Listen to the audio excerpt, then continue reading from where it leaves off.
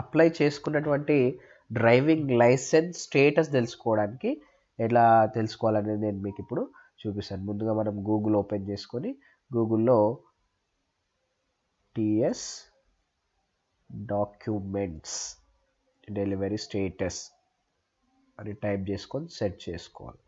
మనకు ఓపెన్ అయినటువంటి వెబ్సైట్లలో ఫస్ట్ వెబ్సైట్ని మనం ఇక్కడ సెలెక్ట్ చేసుకుంటున్నాం. సెలెక్ట్ చేసుకున్న తర్వాత మనకు ఇక్కడ సెలెక్ట్ ఏ మాడ్యూల్ అని ఉన్నది.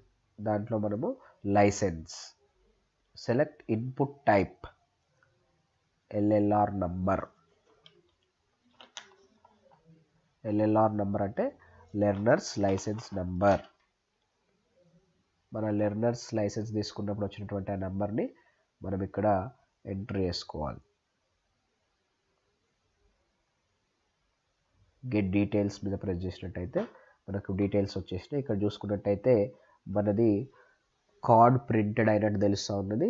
కార్డ్ డిస్పాచ్డ్ మాత్రం ఇంకా కాలేదు. డిస్పాచ్ డేట్ కూడా అన్అవైలబుల్గా ఉన్నది. ఈ విధంగా మనము డ్రైవింగ్ లైసెన్స్ స్టేటస్ను తెలుసుకోవచ్చు.